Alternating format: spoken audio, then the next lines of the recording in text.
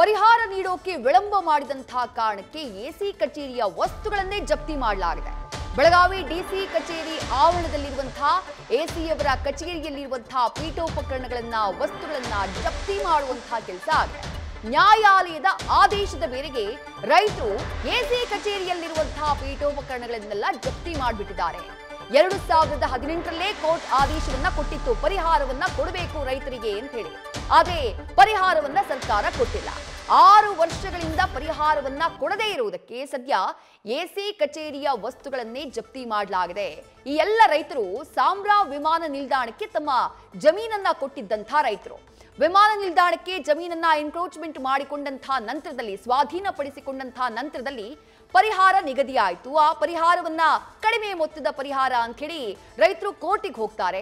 ಕೋರ್ಟಿಗೆ ಹೋದಾಗ ಕೋರ್ಟ್ ರೈತರಿಗೆ ಸೂಕ್ತ ಪರಿಹಾರವನ್ನ ಕೊಡಬೇಕು ಅಂತ ಹೇಳಿ ಪರಿಹಾರವನ್ನ ನಿಗದಿ ಮಾಡಿ ಆದೇಶ ಮಾಡುತ್ತೆ. 6 ವರ್ಷ ಆಯ್ತು, ಪರಿಹಾರ ಸಿಕ್ಕಿಲ್ಲ, ಸರ್ಕಾರ ಪರಿಹಾರವನ್ನ ಕೊಟ್ಟಿಲ್ಲ. ಈಗ ಕೋರ್ಟ್ ಆದೇಶದ ಪ್ರಕಾರ ದೃಶ್ಯದಲ್ಲಿ ಗಮನಿಸ್ತಾ ಇದ್ದೀರಿ, ಬೆಳಗಾವಿಯ ಜಿಲ್ಲಾಧಿಕಾರಿಗಳ ಕಚೇರಿ ಏನಿದೆ ಅದರ ಆವರಣದಲ್ಲಿರುವಂತಹ ಎಸಿ ಕಚೇರಿಯನ್ನೇ ಸದ್ಯ ಜಪ್ತಿ ಮಾಡಲಾಗಿದೆ. ಅಲ್ಲಿರುವಂತಹ ಎಲ್ಲ ಪೀಠೋಪಕರಣಗಳನ್ನ ಜಪ್ತಿ ಮಾಡಿ ಕೋರ್ಟ್ ಆದೇಶದಂತೆ ಸದ್ಯ ಕೋರ್ಟ್ ಮುಂದೆ ಹಾಜರುಪಡಿಸಲಾಗಿದೆ ಅನ್ನುವಂಥ ಮಾಹಿತಿ.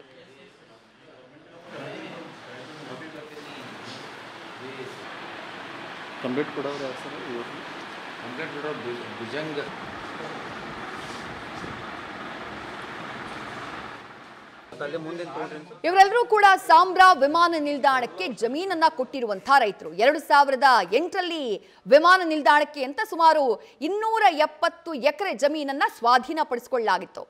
ಆಗ ಎಕರೆಗೆ 2 ಲಕ್ಷ ರೂಪಾಯಿ ಪರಿಹಾರವನ್ನ ಸರ್ಕಾರ ಆದೇಶ ಮಾಡಿತ್ತು. ಬಟ್ ಆ ಸಂದರ್ಭದಲ್ಲಿ ಇಲ್ಲ, ಹೆಚ್ಚಿನ ಪರಿಹಾರ ಬೇಕು ಅಂತ ಹೇಳಿ 2011ರಲ್ಲಿ ಈ ರೈತರೆಲ್ಲ ಕೋರ್ಟ್ ಮೊರೆ ಹೋಗಿದ್ರು.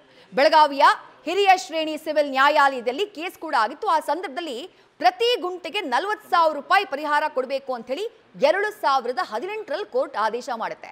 ನೋಡಿ, ಕೋರ್ಟ್ ಆದೇಶ ಮಾಡಿ 6 ವರ್ಷ ಆಯಿತು, ರೈತರಿಗೆ ಇದುವರೆಗೂ ಬಿಡಿ ಕಾಸು ಕೂಡ ಸಿಕ್ಕಿಲ್ಲ. ಈಗ ಕೋರ್ಟ್ ಆದೇಶದಂತೆಯೇ ಎಸಿ ಕಚೇರಿಯಲ್ಲಿರುವಂತಹ ಪೀಠೋಪಕರಣಗಳನ್ನ ಜಪ್ತಿ ಮಾಡಲಾಗಿದೆ. ನ್ಯೂಸ್ ಫಸ್ಟ್, ನಿರ್ಭೀತಿಯಿಂದ ನಿಮ್ಮ ಪರವಾಗಿ.